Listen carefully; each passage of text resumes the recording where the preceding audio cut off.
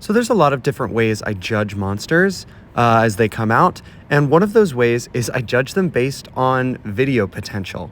Anytime somebody with a unique skill, a unique ability, a unique passive, whatever, somebody that brings something new to the game, I'm like, oh, that's really exciting. Even if they're not great, for me, that's exciting because that's something I get to do with them. That's something I get to explore. That's something new I get to learn about this game. And that happened with Eevee. Granted, Eevee is pretty good. I saw her a bunch in the PvP season where she came out. She came out with the anniversary. I did not awaken her, unfortunately. I can't remember. I honestly can't even remember if I went for it, but did not awaken her. But I did hatch her, and I think I got one clone or maybe two. I don't know. But I wanted to see what's it called? Table seating, whatever that move is that pushes them back the number of seconds they've been on the field. I got really curious about what does that mean when monsters have been on the field for, say, 100,000 seconds or more. So I went to test just that. If you guys have seen my other Infinite videos, you know generally how this setup works. You know, I get one person to sleep, and then I get everybody else marked so that I can keep them out of play permanently with Drake, who is Element Accelerated. But here, because I knew I wanted it to just be Eevee left, I had to figure out a way. Just the only reason I say that is because it saves time, right? Because I'm infinitely pushing them back, and I know Eevee's going to get a turn before them, so I don't have to worry about skipping the rest of the monsters if everyone else is dead. It's a convenience thing. So I had to figure out, like, how am I going to kill through the team? And this was tricky because normally I'm just keeping 4 monsters out of play eternally, and then I just kind of do whatever I want. There I had to use the Devolve on Drakeon because I can't lose any of the monsters that I have on the field right now. That would be really bad. But I, played my cards right and ended up with this setup using Rosegeist, Mutual Inversion, and then Jurlunger Void Protector Killer. The reason I did that is because I tried this with somebody with Nullifying Strike, but that move is just too many seconds that I would also need like XYZ on the field to stop people from getting a turn before Jurlunger or Rosegeist, because if any monster gets a turn, they're going to use their AoE, or they're going to use they're going to use something that's going to mess me up. So I had to make sure that Jurlunger and Rosegeist were accelerated, Element Accelerated, and that Jurlunger was able to get a turn to Void hit before Rosegeist, or after Rosegeist did the inversion. There were some spots where it got tricky, and you'll see here. But otherwise, Drake is keeping 2 people out of play, and the Horror Claw is asleep forever, thanks to Dream of Snow. I did find out through this video that when they say forever, they really mean forever. If you remember some of my older Persephia Infinite videos, we found out that Accelerate, like if you accelerate one of your monsters, that goes away after 100,000 seconds, which I don't think I had Eevee accelerated here, so I don't think we see that. But what does not go away is Dream of Snow. I was always curious about that. Here I almost got messed up because of the way the stuns worked, but didn't really matter. Just because Gaia Wolf had stun absorber, so I wasn't able to Cornet stun for a couple turns. But because Drake's only using it on 2 monsters instead of the usual 3, like, there's really nothing to worry about here.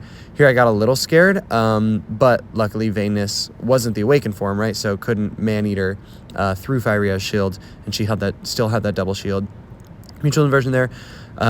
Barely does enough damage, and now we're back to his Ore Dragon clone, so everybody's dying off to this auto poison, which is great. We're getting down to the last couple monsters. He does have a Nebrolonix clone in the back, which is a little scary because does he have a Nebrolonix clone? Maybe he doesn't. Oh yeah, I'm making that up. Totally. So now my goal is I need to figure out how to kill this Vamp Viper, and I need to figure out how to kill through the rest of my team. There you saw Guardian Demise. Crazy. It kills a 30,000 health Aura Dragon. That move does insane damage for no reason. 53k with element boost. So now we've inversioned, and I inversioned again. Just had to make sure that, Horror Claw is going to be asleep forever. So I really have nothing to worry about. Now we get Eevee on the field finally, and I just have to kill through everybody else. I had to look there at the end of my team to see what all I had left. That's a lot of sacrifice heals that I have to do, and a lot of Rockoid morphs. Do the detonate on the box jaw. Now we just start killing through, and as you'll see, Eevee's just sitting there skipping a bunch. What is the move? It is called table seating, right? Or am I making that up? Let's see if I can see it. Table fee. Yeah. So as I said, this is the move where you target an enemy, and it sends them back, like not a stun skill, but it sends them back the amount of seconds that they've been on the battlefield. So right at the top of the battle, some people were running her on the front line. Not a very useful move. But once you get past that, then you can start pushing people back 100 seconds, 200 seconds, 300 seconds, depending on how long that monster has been on the battlefield. The only caveat is you can't use it when an enemy has more than 150 seconds, when any enemy. So yeah, just looking at it right there. So I tried this in PvP. I tried it with a couple other things. If any enemy has more than 150 seconds on the field, you can't use this move. But as you see, now we're pushing him up like, what was that, 12,000 seconds? Look at the full seconds counter on the left. We're all the way up to 24,000 total. We push him back 24, skip. This is just going to start compounding now. We skip again, send him back, because I can't repeatedly use it, like I said, because of the 150 second rule. But we see that moving up all the way to 40,000 now. These numbers are really small, but I'm looking close. Total battle seconds are 97,000 now. Push him back to, just watch the numbers go up.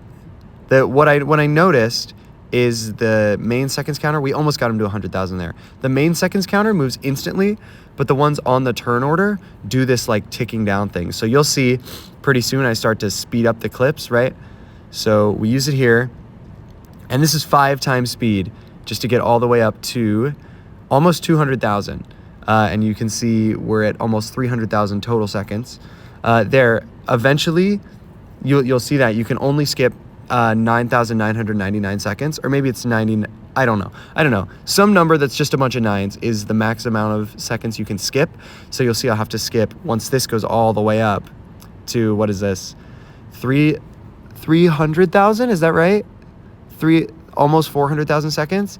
You see I have to skip a bunch to even get behind him. Now we speed up as his seconds wind down from 300,000, right? Finally get him down to 49. Look at the total seconds. We're at 700,000, and we push him back all this way. Look at how fast this is sped up. Push him back to 77,000 seconds. Crazy. Now I'm gonna have to skip a ton. You can see the total seconds counter there. And this just keeps going down from 300, 200, 100,000, all the way back down to 49. And we just table fee again. Send him all the way up. Here he goes. 400, 500, 600,000. Total seconds are, what is that, 1 million? Or, right? I don't know. But now he's counting up. All the way, yep, that is 1 million seconds, right? I need to like squint so close to the screen to see this. 105, yeah, that is, right? And now it's counting up. There we go, finally skip behind him. So here, I was wondering if the game was ever gonna like glitch out or break. I had to speed it up 20 times, this is crazy. But the numbers here, he's coming down, right, because of all the times that I skipped. And that table fee that I used while the numbers were still counting down, now that's going to come into effect here as he starts building up. This 20 times speed, as you can see. And this 20 times speed clip is like, what is that, 10 seconds? So this literally took like 4 minutes, whatever my math is, but 4 minutes to get him all the way up to 3 million seconds. That's insane. Look at the total seconds counter. And he's still going up. It's still going up to 3. I'm like trying so hard to read how many digits are there. But it is 3 million, right? Yeah. I'm right. 3 million seconds. It's crazy. You could theoretically do this for eternity, right? The only reason any of my infinites stop is because I like run out of time to be doing the thing, or like I have to leave, or I get bored. But like hypothetically, there's a way. Well, no, I don't know. I was going to say, I bet there's a way where like the red numbers get all the way out to the main seconds counter on the left, but I don't think that's true, because it looks like, if you see, we'll see how it does this as it goes down, but I'm pretty sure it, like the text auto sizes itself when it gets to a big enough number. And here I just decided, all right, I've had enough. Let's end this poor Horrorclaw's life. He's been asleep for so long. But thank you guys so much for watching. This was just an interesting experiment, something I'd always wanted to do since Eevee came out. I'm recording this in December. She came out in the October anniversary. But I hope you guys enjoyed. Always love to explore all of the crazy mechanics this game has to offer, and I hope you enjoy watching it.